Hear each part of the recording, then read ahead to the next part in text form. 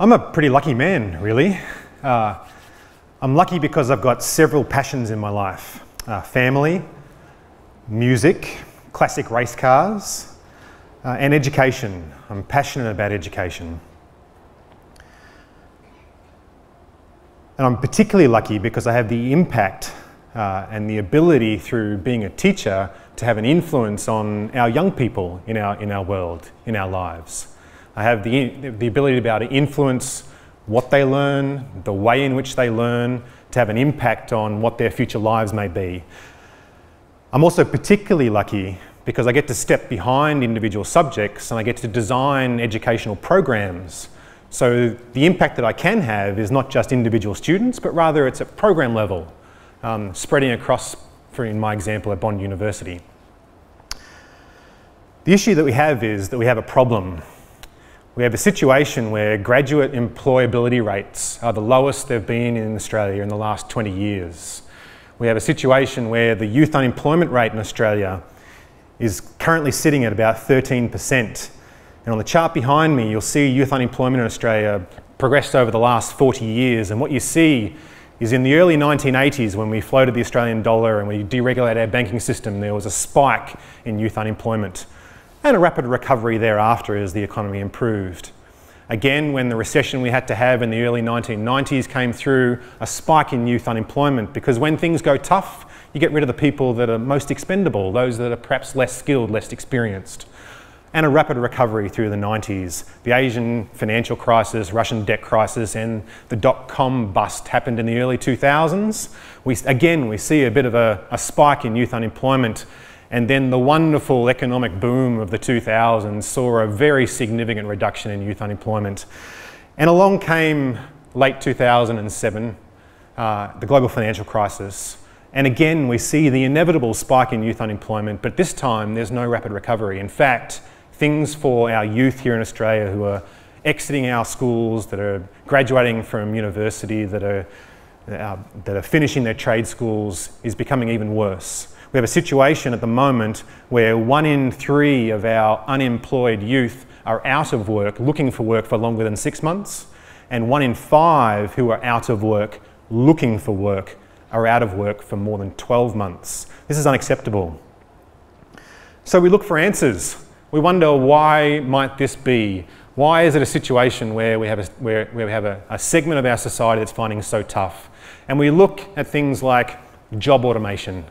We say, oh, the robots are taking all of our jobs. Automation is coming through, artificial intelligence, machine learning is automating typical jobs that would be done by entry-level workers.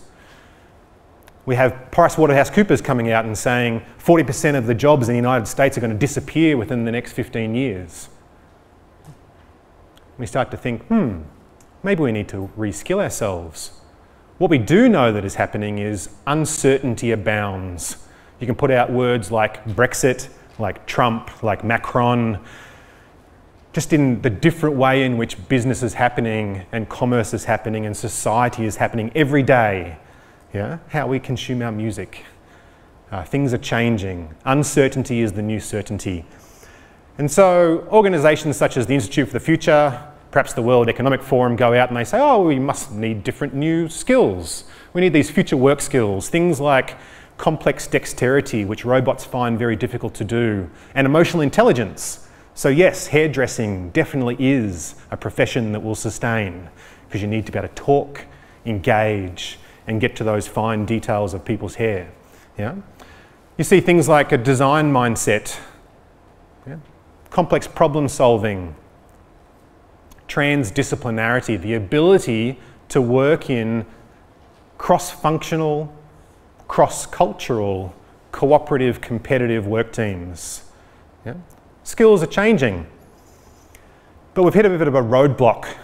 We're in a situation where we have a schooling system which has developed and evolved to be exceptionally good at delivering disciplinary skills.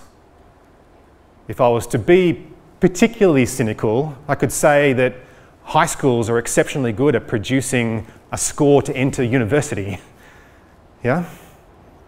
We see that going through our schooling system, despite passionate teachers that want to have a difference and want to make a difference in individual students' lives, the system overrides, and we get ourselves in a situation where students come out ready to enter a workforce and they're ill-prepared.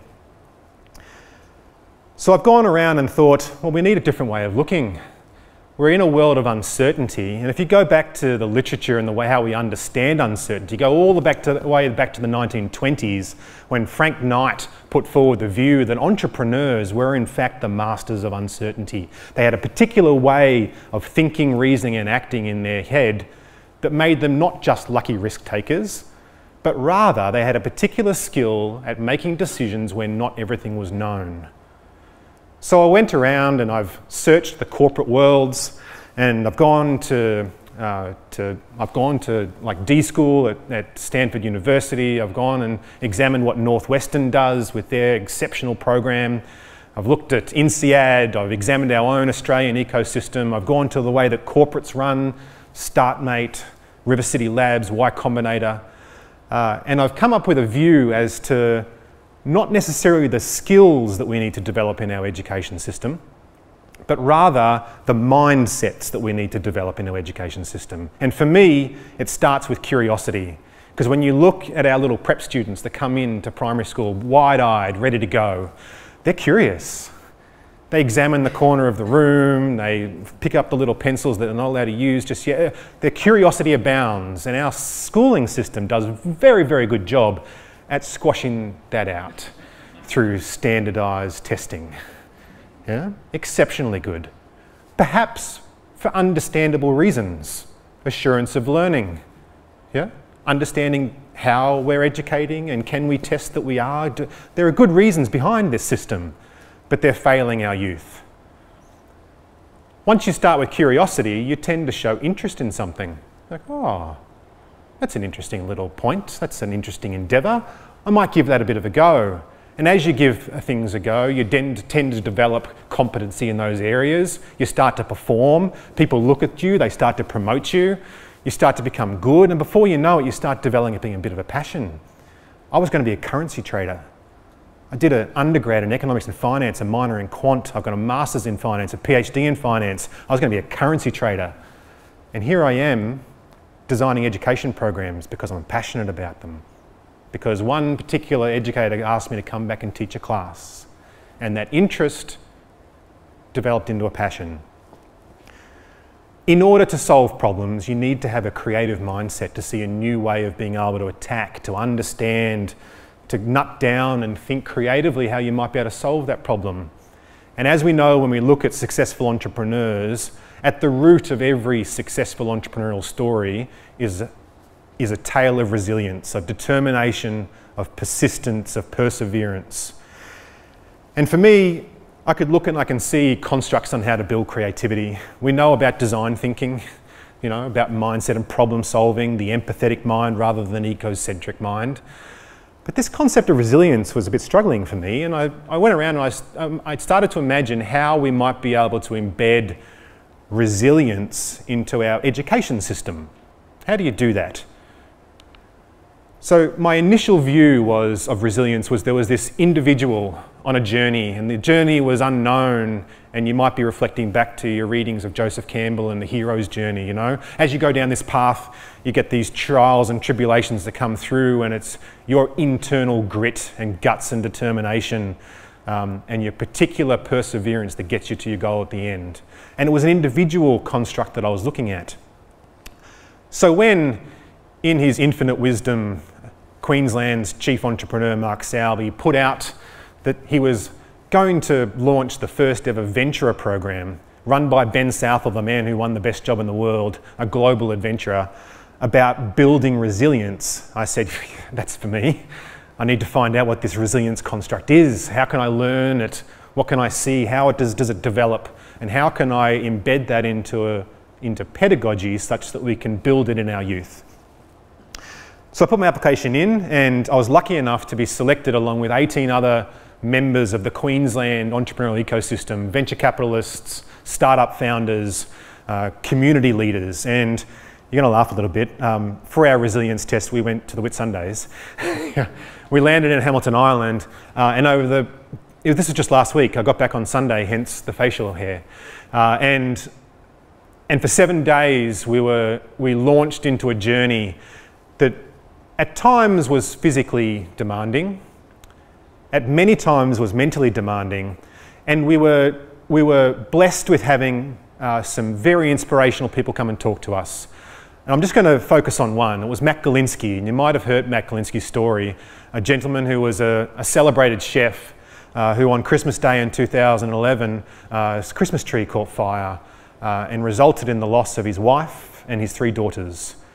3rd-degree burns to 65% of his body, induced coma for 2 months, lost 25 kilos, no muscle mass.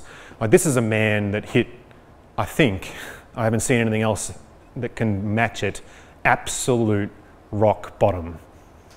And he talked about the fact when he first woke up out of the coma, it was his dad that was right by his side. And he discussed with us the process that he rebuilt his life. And as I was listening to this tale, it reminded me of, and as you do, as you listen to these things, it reminded me of my own relatively insignificant challenges in life. And a little visual that Dr. Dave, and he'll know who he is, embedded in my mind as to how to look at how to survive a period of grief, a period of challenge.